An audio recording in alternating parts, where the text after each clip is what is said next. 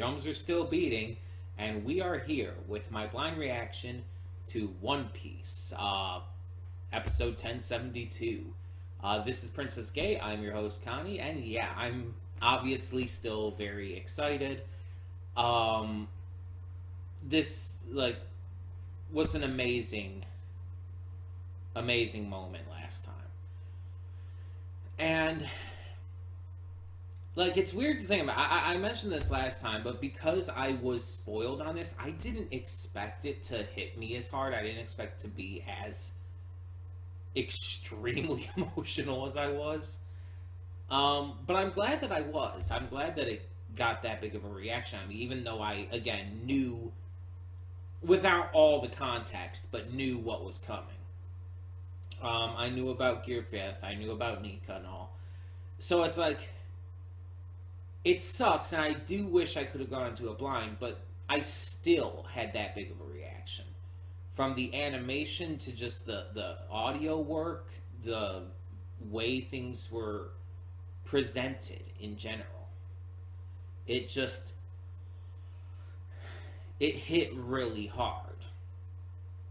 And people are saying already, I don't know spoilers exactly on exactly what happens in this one, but people are saying that this episode is even better. Obviously continuing the Gear 5th stuff, continuing the Awakened Devil Fruit. And now, the last episode focused a lot on introducing us to Gear 5th, showing us the kind of powers that it contains within its awakened state, and revealing to us the fact that it is not the Gum Gum fruit, that is basically an alternative name, a fake name that the world government created to hide the true nature of the Hito Hito no Mi mythical model Nika, the human fruit. A mythical Zoan fruit that is definitely one of the strongest devil fruits that we've seen. We know for a fact that mythical Zoans are the peak of devil fruits.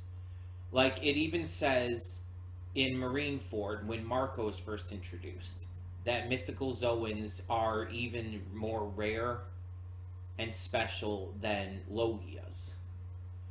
They are a step above Logias, and that's a big deal. Now, obviously, it depends on the fruit and who's using it and everything. Magellan. Magellan from Impel Down is a Paramecia type. Even though his fruit may seem at first glance like a Logia, it's actually Paramecia type. He's not becoming poison, but rather exuding it from his body. So Magellan is one of the strongest characters, without question, that we've seen in this series. I would put him almost to Admiral level. I'm being completely serious with that. Remember, Luffy never defeated him either. They had to run. They escaped Impel Down because they couldn't defeat him. He was too strong. His ability as well, even beyond that, is so obnoxiously OP. It's even with Haki, you can't hit him. Because you hit him, the poison will seep into you. And it's pretty much a death sentence. Because his poison is extremely strong. So it's Plus, it's so versatile, too. It's not just the liquid poison. He can use gas and whatnot as well. So it's just a really exceptionally powerful ability. And he's just a Paramecia type. He's stronger than a lot of Zoans out there. He's stronger than a lot of Logias. Because his fruit just happens to be that insanely powerful. His biggest weakness is just that he's stuck on the toilet for so long each day, just because he also, for some reason, eats the poison. And that's his own fault, mind you. That's not even a downside of the devil fruit. The only downside to the devil fruit itself is the lack of ability to swim. And the fact that, the ocean and sea prism stone and stuff weakens him. But still. It's wild to think about. It's pretty insane. And we know mythical zoans are the tip of the peak when it comes to devil fruits. And the fact that the world government, especially the elders there, are so scared of this one in particular proves that it's, even amongst mythical zoans, one of the top devil fruits that we've seen. And I'm very interested to see if there's going to be anything that is honestly as strong or as insane as this. Because the Hito Hito no Mi Mao Nika gives Luffy the power to basically make his imagination reality. As long as he can think it up, he can do it. And that mainly manifests from what we see as a cartoon-like state. A cartoon-like state for both him, his surroundings, and people around him. He affects not only himself, but everything around him because it's awakened. Gear 5th is the awakened state of the Hito Hito no Mi. So, with it being awakened, it can affect others. As we see Kaido's eyes popping out and him being affected by it as well, becoming cartoony too. So, the fact that last episode, 1071, was just kind of introducing us to this, just kind of showing us the bare basics of what this can do and what this is about, it very clearly ends with Luffy and Kaido directly facing each other down after Luffy, messed them up a little bit. And it's clearly going to get into the real meat of this now. I'm still thinking that we have maybe 2-3 episodes left of this fight. And then we're going to go into the post-Wano stuff. Get into the big banquet that was set up. And everything that closes out the arc. That's still my guess. And when I say 2-3 episodes, I'm including this one. I'm including 1072. That's how I see this going with this fight. Because this is definitely not lasting long. Luffy's power is basically the power of a god. Like, Luffy, let's be honest, is not literally a god, but his power is the incarnation of such.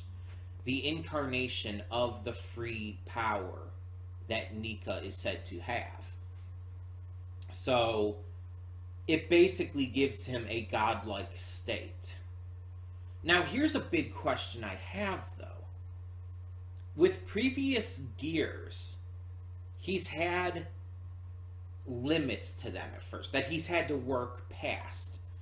For example, Gear 2nd had a time-based limit. He couldn't use it for too long because it tired him out. It wiped him out.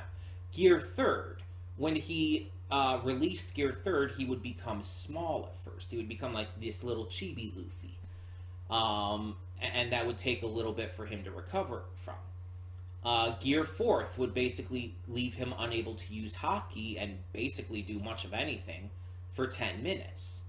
These are all issues that he had to work past, all issues that he had to continue to train his gears to be able to no longer face those issues. So I assume Gear 5th has to have a downside to that too. It has to have a fallback, whether when he releases it or just something that's going to stop him from using it for a longer period of time. I have no idea what that could be, though. Is it just going to be the same as the kind of stuff we've seen before? Or is it going to be something new? I don't know. Because using the awakened power of his devil fruit and being in that kind of perpetual state of just free control. He basically has creative mode installed or turned on Minecraft. It's basically the equivalent of creative mode being turned on. He could just do whatever the hell he wants. That's got to take something out of him. Is he going to have to sleep for a long time? Is he going to be basically useless for a long time after? What's the deal? There's got to be something, right? I assume that's not going to happen until he beats Kaido, of course. I assume that whatever this downfall is, it's not going to happen before defeating Kaido. Because he's got to beat Kaido first. Again, this isn't going to be a long fight at this point. We're pretty much reaching the end. But still, I'm just kind of wondering about that, about what the downfall it could be. And I was thinking about this because I saw a recent video, a reaction from someone. I don't remember who it was. It wasn't Ruff. But I saw a reaction from someone who was reacting to all the different gear moments when they all debuted and all. And so it got me to think of, like, okay, this is each moment which each gear upgrade was revealed. And it got me to remembering, but each one has a downfall, and that were kind of shown after the reveal. And it wasn't shown in that video, but still. So it just made me wonder. I'm just excited to see this end, though, because it's like, this is the last thing we really have to worry about at this point. We've defeated all the other enemies. It's like there's nothing really left. And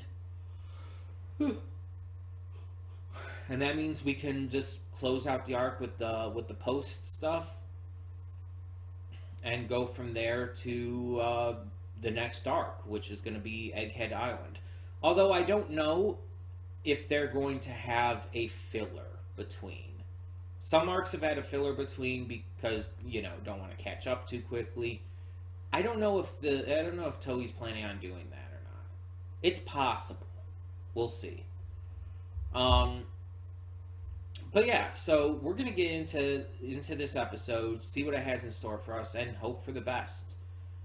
Hopefully it ends up impressing, and we'll just be good going forward. So,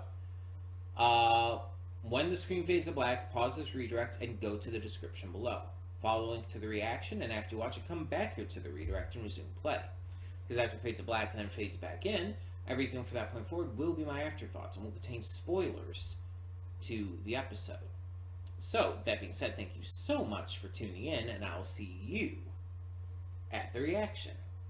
And we are back, and we'll begin with spoilers in 3, 2, 1, now. You know what's fucking weird? I knew we had passed the half-point mark, because obviously there's the mid-card roll. And I thought it weirdly showed Gear 5th Luffy during it. I was just, so enthralled by the hype, I just missaw. I knew we had passed that. I knew it had been a little bit since we passed that. Yet somehow it caught me so fucking off guard by the fact that it was over there. It flew past. It completely flew past. Obviously this has happened before on the channel with various things. It's like it just goes by so quickly. And obviously I've talked about the adage many times, like time flies when you're having fun and everything, which is very fitting for this. But in general, it's like this was just so fast. Like, even with knowing that there was a mid-card in it, I could swear, this was only, half of the episode length. It really did not feel like 20 minutes, 21 minutes. It felt more like, I would say, more like 11 minutes. It went by that quickly. And yeah, it was that good. Now, obviously my reaction wasn't as intense as last time, and it wasn't going to be, Because the thing is, even though I knew about Gear 5th, I had not, like, seen it, especially in action. I'd only seen, like, briefly what he looked like in this mode with, like, the white hair and clothes and all. I didn't, like, see him using it in action or anything. So all of that was new to me. And so seeing that last time for the first time was such a powerful, impactful, exciting moment that, yeah, it got me extremely emotional. So that's not going to be able to be replicated. It's something that a lot of people, especially reactors, have talked about. It's like you can't replicate that first time. The first time you see something that is just that emotional and heavy to you, it's like, for example, speaking of One Piece, Robin's I Want to Live. Every time I watch that, I cry. But the very first time I ever saw that, like, I was gone. Like, it destroyed me to such an insanely intense degree. And that has never been replicated. No matter how many times I have watched that, no matter if I've watched it with other reactors who get emotional. And I have a thing where I get extremely emotional if I see other people doing so, especially during reactions. So it's like, even if I'm watching like Rough Senpai's reactions, he got really emotional during the Robin backstory and during the I Want to Live moment. Like, that really did hit him hard. And, of course, watching it hit him hard hit me hard. I am a very sympathetic crier, so when I see people cry, I will also cry. Especially if it's something that I have already cried at myself. So, even that can't capture the lightning in the bottle of that first time watching that. It's impossible to have that first reaction again. So seeing the things that he does with his newfound power in this episode, amazing, phenomenal, just absolutely hilarious. Jumping rope with Kaido is fucking amazing. It is one of the funniest fucking things I think I've seen in this series.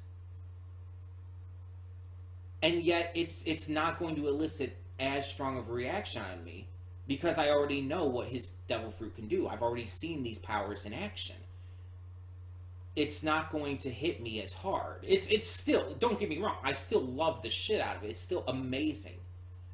But it's just that initial, visible, physical reaction that I had last episode is not going to be replicated going forward with this power.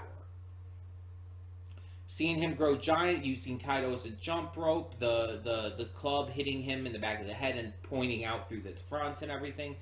It's like, again, amazing stuff. I love the shit out of it. But it's not going to hit in the same way. That being said, despite that, I do think this episode is better than the last one. And don't get me wrong, the last episode was phenomenal. One of the best episodes of the show, and I stand by that. I said that last time.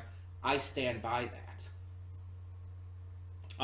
But I think this one was better because it not only like showed Luffy actually like trying to fight Kaido,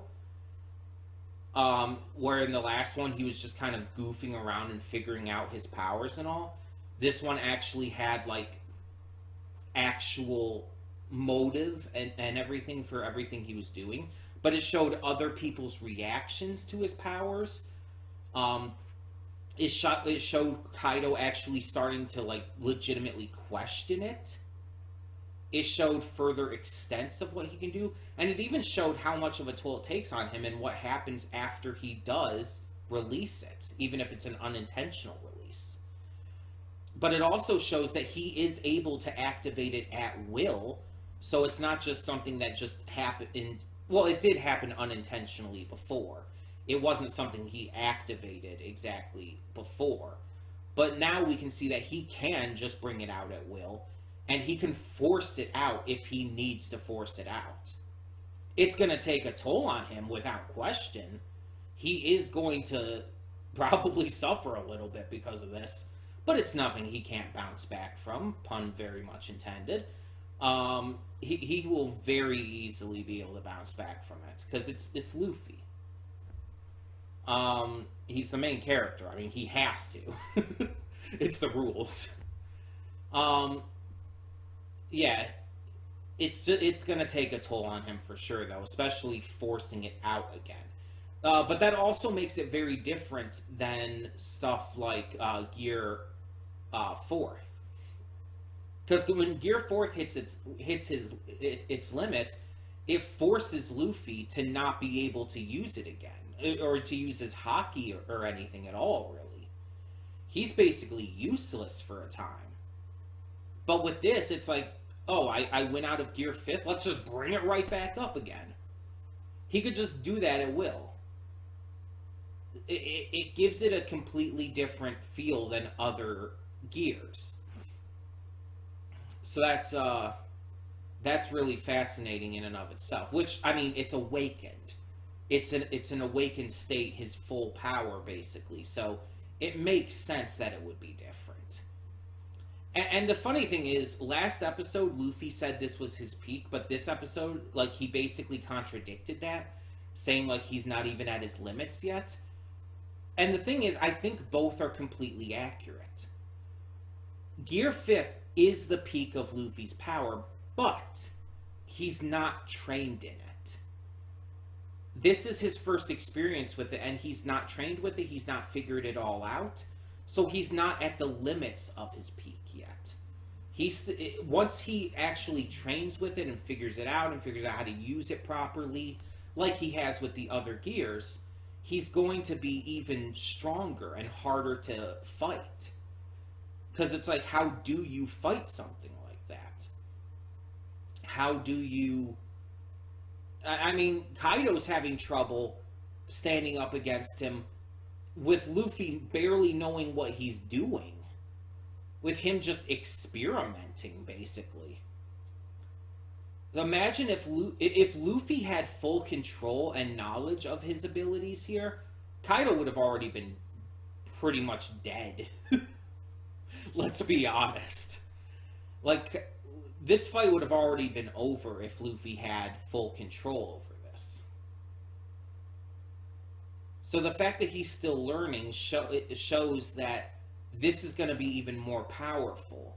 And when that final war does eventually happen, the war that's being clearly built up and everything, it's going to be absolutely insane. Luffy's abilities are going to be next level. And I'm excited for that. But I loved seeing everyone's like eyes pop out and everything, like Nami and Kid and Law, Yamato and Momo first seeing this and freaking out. It's like just such great moments. Kaido saying it looks like a comic strip. It's like, it's just so damn good. It's so damn good. It's not even just the hype of Gear 5th itself. Because I've heard some haters, some One Piece haters, some antis, saying on social media, like, oh, people are just excited over the hype of the moment. If they actually looked at it, it wouldn't be that good. They wish they could be as good as Boruto, and it's like, no one thinks that. Like, you are like the only person in the world who thinks that Boruto is better. No one even thinks Boruto is like half as good as Naruto. No one who likes Boruto. I hear like 90% of that. 90% of what I hear about the series is just people shitting on it, and the other 10% is just the random weirdos like that. And by the way, if you like Boruto, that's fine. I'm not saying you can't like Boruto. I'm just saying, like, I never see anyone liking Boruto. And definitely not saying it's better than One Piece. So the fact that some of these these like out there people are coming out and saying this kind of stuff out of nowhere just because of Gear 5th getting all this attention is wild to me. It's like you're literally coming out of nowhere to defend a show that is like almost never defended against one of the biggest series in the world, which is not even just a subjective thing. Like that's fact. It is the best-selling comic in the world. It is one of the best-selling anime in the world. It is that huge of a cultural deal. It's massive. And not just in Japan. And not just in Japan and America. In plenty of other countries too. I've heard people from like France and Italy and stuff really getting excited over this. And you know it's going to be even bigger with the Netflix series coming out. But it's like, that's just a weird comparison to make. And the fact is you're trying to like hate on Gear 5th for that. It's like, what the fuck does Naruto or Boruto have? Like the Kyuubi transformation, it's like, that's not iconic. That's not that exciting. It's like, ooh, Kyuubi mode, or whatever the fuck it's actually called. I don't remember. Ninetales Chakra mode, something like that. Like you could argue for Super Saiyan. Yeah. You could argue like really well for that.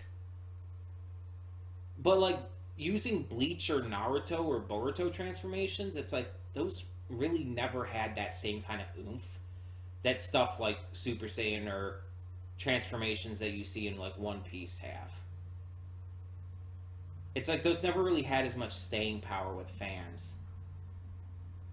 And not to say they didn't have any, but just not as much.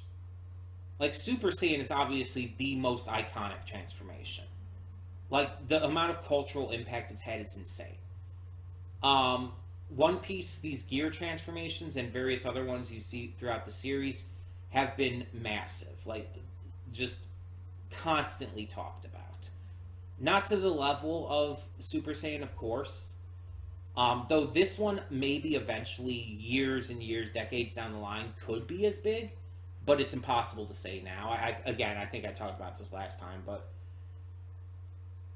it's just wild that after last episode aired, there were some people just coming out. There were like these very vocal minority coming out of the woodworks to try and hate on this just because they don't like One Piece. Which, if you don't like it, that's fine. But one, don't just be a hater. Don't just try to spoil other people's fun or hate on their favorite shows just because you don't like it. You don't see me constantly pissing all over Code Geass fans for liking Code Geass or Kill la Kill fans. I have a friend who loves to cosplay as Satsuki from Kill la Kill. In fact, Satsuki's one of her favorite characters of all time. I don't shit on her for that. I would never do that. I get excited over her getting excited for her cosplay. I support her love for that character. It's her opinion. She's allowed to have it, and she shouldn't be brought down for that.